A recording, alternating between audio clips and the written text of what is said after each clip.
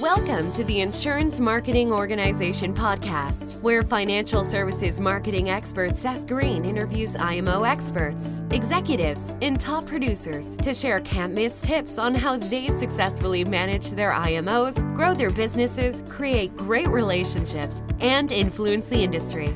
And now, here's your host, Seth Greene. Welcome to the podcast. This is your host, Seth Greene.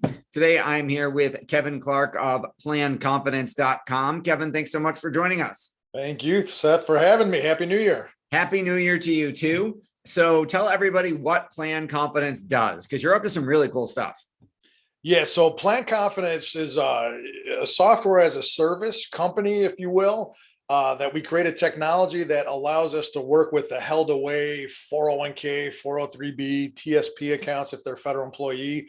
And we could deliver advice like no other. We could deliver any financial professional's advice to as many of their clients' held away accounts with a couple keystrokes. Okay, so that sounds fantastic, because one of our biggest issues as advisors, right, is a lot of times the client's biggest asset is their 401k that most of the time, stereotypically, we think we can't get paid on. Some advisors will advise on it anyway in the hopes that the client will roll it to them when they retire and accept no compensation for it. And it's kind of informal. Then their client advisors who won't even touch it because, again, there's no E&O on it. They can't get paid on it. So tell me a little bit about how'd you come up with the idea? How'd you bridge the gap? Yeah, so and to go to your point about whether they should touch it or not, a lot of firms won't even allow their advisors to touch it because there's highly complex ERISA rules that are baked into our software. So, we always say, even if the advisors don't know the ERISA rules, they can't run afoul of them. We could talk about some of those later, but they're more having to deal with, whether you have a prudent process to begin with, it's been disclosed, and to deliver the advice. How I got started was I was an advisor myself with a practice in the suburbs of Chicago from 97 to 2017, when I sold the business just to focus on getting this technology out into other financial advisors' hands. It came out of the 2008 crisis, when clients were coming to me saying, Kev, I don't care about the money you're handling, you're doing fine. Look at my 401k, I'm getting killed. And I knew enough back then to know that, being an ERISA nerd, that you couldn't just tell somebody exactly what to do with that. If you're going to cross what the Department of Labor claims, from education over to advice, there's very specific things that need to be done. So I started doing it manually, so the first and foremost is you have to get the full fund listing of all the available investment options from the employer.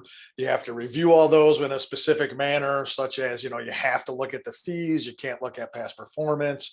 You have to map models over to it, and it was very time consuming, very labor consuming, unless all of your clients were at one employer, right? Because the employer is the one who chooses the investment options and not us as financial advisors. So I quickly realized how time consuming it was to do it manually, even though word was getting out and people were referring me a lot of business because I was starting to help them on a more formalized basis, in terms of literally sending them a written PDF at the time of here's what you should, make your 401k look like if you're moderate, aggressive, so on. So then you created it to solve your issue you were having. And then how did that turn into Plan Confidence? Because theoretically, you could have done the first versions on an Excel spreadsheet. That's exactly what we did. Right. Okay. So I've done the same thing where I typed in all the clients' funds and I built my own allocation. So when did the light bulb go off where you said, I need to make this a software program that's like scalable? Yeah. So it's probably around 2011, 12 in that area where I literally was having maybe like 80 or 90 clients who wanted me to provide the service to them. And it takes about 20 to 30 minutes per client to do it. So, just think about how much time that takes if you're doing quarterly rebalancing or something of that. So I literally started to hate the month end, the quarter ends, whenever I was going to get the emails out to them. So I went to a friend of mine who I was delivering the PDF to his wife to manage her 401k at Kellogg's in Chicago. And I said, look, let me show you the process I have to go through for your wife to get to the 3-page PDF and all my other clients. Is this something that we could automate? And he was a software developer. So he took a look at the process and said, if you could label it, I could automate it. So I said, great. And then we spent about 6 months where I was speaking financial and he was speaking technology. We had to reinterpret everything until it hit me one day of how programmers think, which is if this, then that, IFTT. So as soon as I realized that's how they thought we had to do it, we literally started cranking out the software to the point where what used to take me about 8 to 10 hours at month end now took me about 2 to 3 minutes, as long as we had all the data proper the first time in our database.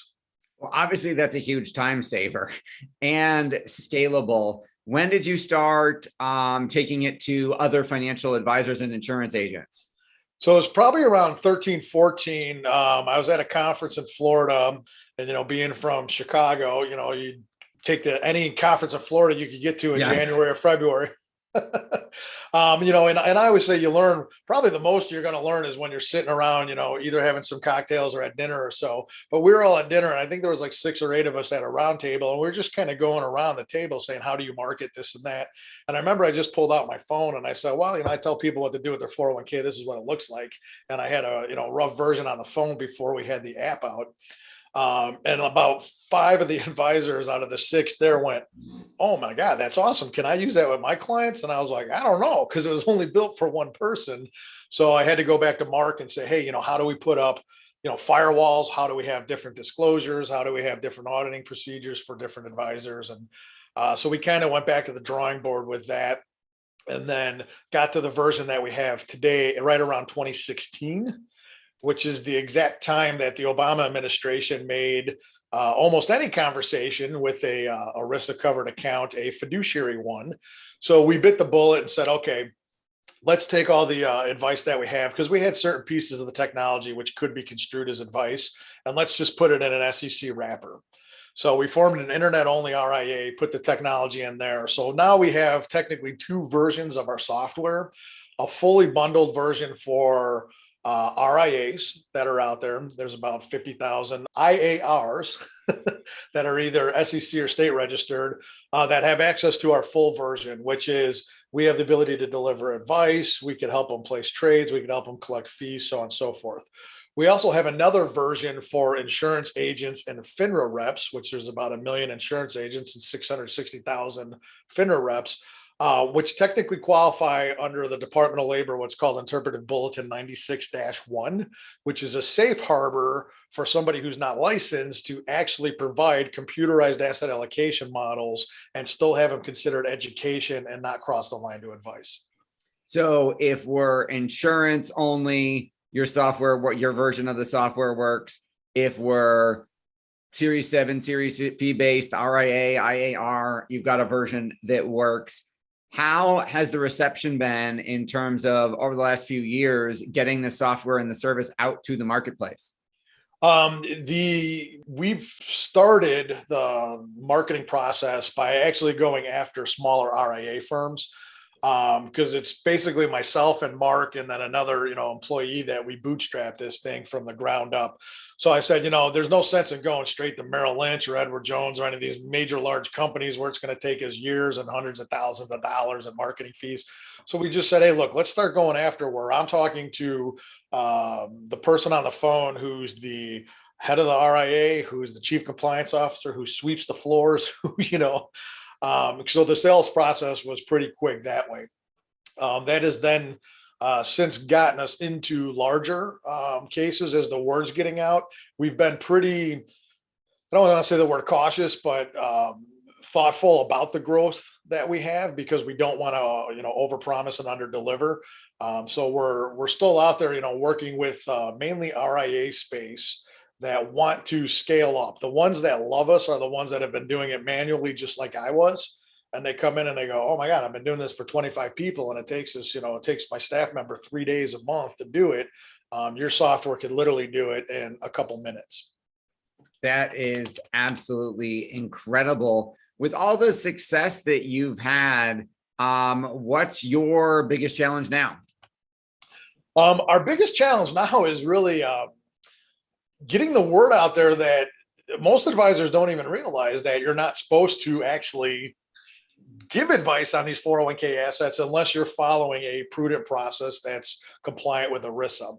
So a lot of advisors we talk to, they say, hey man, I didn't even realize, I'll sit down with that client once a year at an annual meeting and I'll do some chicken scratches on their statement. Or if they call on the phone, we'll open it up through a Zoom meeting and I'll tell them, hey, buy 10% PIMCO total return, this and that, without realizing that the Supreme Court's gotten involved. And there's a case, a very cool case there right now, where a fund 401k, Northwestern University in Evanston, Illinois, is actually getting sued for having too many investment options versus just the high fees or whatnot. But the Supreme Court also got involved in a case called Tibble v. Edison years ago, where you may now be responsible for the lifetime of your client for any advice that you give. It used to be 6 years. So a client could come back and sue you if you didn't do it right. Or I talk to advisors all the time who say, hey, I tell all my clients to buy all the bonds in the 401k and all the stocks and the non-qualified accounts. And from a tax diversification standpoint, it works way better. And I say, hey, that's great. But, one of the rules under ERISA is you have to have a diversified recommendation to that client. So you technically could get sued and be responsible for losses, fees, excess, all that. And it's all personal liability. There's no corporate protection when you're dealing with it. And that's why a lot of the large firms shy away from it. So we've kind of taken that risk out with the advice version that we have, because it's all on an RIA. We stand behind the technology and we use co-advisory agreements with those firms. With the insurance agents and whatnot, we don't have to worry about it because we're not crossing that line from education to advice. Your passion is obvious. What do you like best about what you're doing? What I really like best is when advisors kind of get that eureka moment. Because we have what we call Plan Confidence University. We used to have a 4-week training program we required you to go through. We kind of put it all on video now, and it's about 2.5 hours of video that's all out there. And we'll say, hey, go through this. It goes through everything that you need to know about ERISA. It goes through how to talk to clients, sales and marketing and all that. And then when a client goes, calls me back, and our clients are the advisors. So if an advisor calls me back and says, hey, Kev, just like you said what happened, man, this guy called and said he had a 401k and that's all he had and this and that. And then, they called me and said, hey, can you cancel that subscription that I'm paying on because I'm switching jobs, and he had $800,000 to roll over and it was really that easy. That's when we're like, wow, that's really cool, because we consider that a success because, I was an advisor for 20 years. We know the ultimate goal. Because from a security selection and an asset allocation standpoint, the IRA is always going to be better than the 401k. That the ultimate goal for most of these advisors is to say, hey, look, let's get them the best job, the best advice we can while they're still working, given the options their employer chose. But ultimately, we need to get that into an IRA so we can manage it properly versus just advise on the 20 or 30 investment options their employer chose. That makes total sense. Well, you are doing a lot of good for a lot of people and a lot of agents and a lot of advisors. For our folks watching or listening who want to learn more, where is the best place for us to send them?